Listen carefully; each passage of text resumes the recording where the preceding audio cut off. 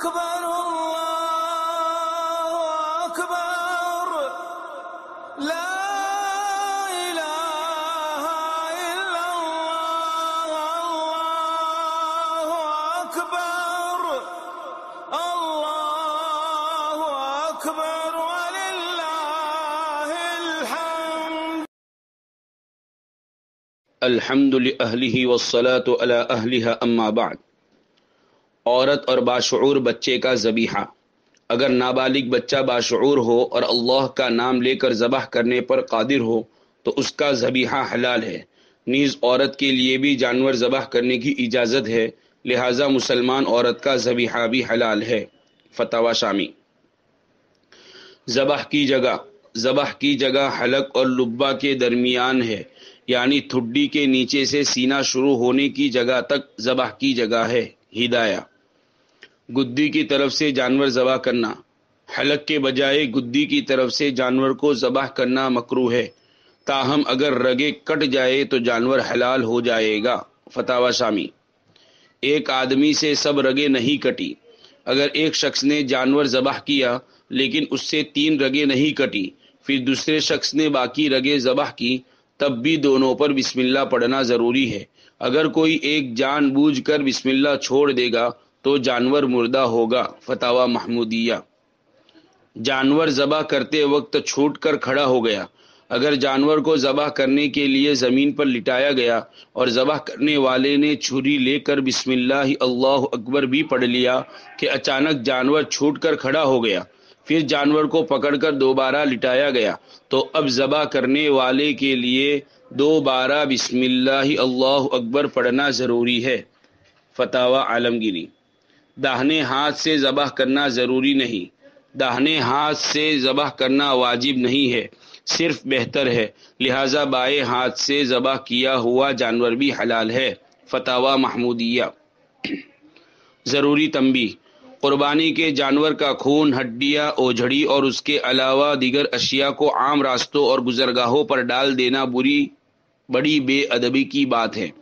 ان چیزوں کو ایسی جگہ ڈالنا چاہیے جس سے کسی کو تکلیف نہ ہو، یا پھر ان کو دفن کر دینا چاہیے. یاد رکھیں، ان چیزوں کو اس طرح ڈالنے سے راستہ گزرنے والوں کو اس سے بڑی تکلیف ہوتی ہے، کیونکہ اس کی وجہ سے بڑی بدبو پیدا ہوتی ہے. حالانکہ احادیث مبارکہ میں لوگوں کو تکلیف دینے والوں کے متعلق سخت وعید وارد ہوئی ہے. قربانی کا گوشت. قربانی کے گوشت کے 3 حصے کرنا مستحب ہے.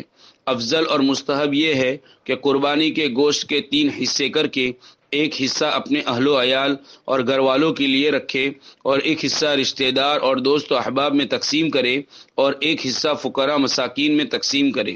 لیکن جس شخص کے اہل و عیال زیادہ ہو تو کچھ حصہ رشتہ دار اور مساکین کو دے کر باقی سارا گوشت اپنے لیے بھی رکھ سکتا ہے. فتاوی شامی. قربانی کا گوشت بیچنا جائز نہیں. قربانی کا گوشت بیچنا جائز نہیں ہے. اگر اپنی قربانی کا گوشت بیچ دیا تو اس کی قیمت فقراء پر صدقہ کرنا واجب ہے. شامی. قصاب کو اجرت میں گوشت یا کھال وغیرہ دینا. ذبح کرنے والے قصائی کی اجرت محنتانہ میں گوشت یا کھال دینا جائز نہیں ہے. محنتانہ رقم وغیرہ کی صورت میں علیحدہ پہلے سے متعین کر کے دینا چاہیے، پھر بطور ہدیہ کے گوشت دینا جائز ہے. فتاوی شامی. غیر مسلم کو قربانی کا گوشت دینا. قربانی کا گوشت غیر مسلم کو دینا جائز ہے. فتاوی عالمگیری.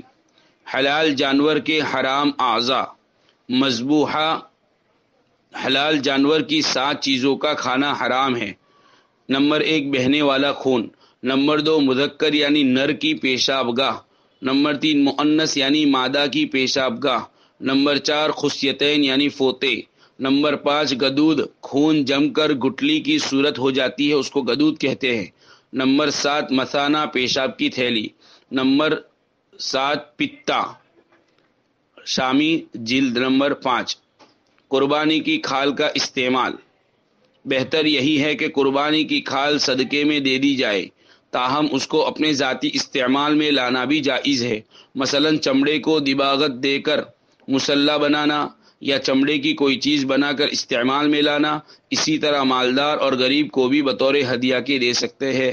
فتاوی شامی. کھال کو فروخت کر دیا تو قیمت صدقہ کرنا ضروری ہے۔ اگر قربانی کی کھال کو بیچ دیا جائے تو اس کی قیمت اپنے خرچ میں لانا جائز نہیں، بلکہ فقراء پر صدقہ کر دینا واجب ہے۔ شامی: قربانی کی کھال مدارس میں دینا۔ قربانی کی کھال مدارس کے نادار طلباء کو بطور صدقہ دینا درست ہے۔ اس میں صدقہ اور علم دین کی اشاعت دونوں کا ثواب ملنے کی امید ہے۔ فتاوی محمودیہ۔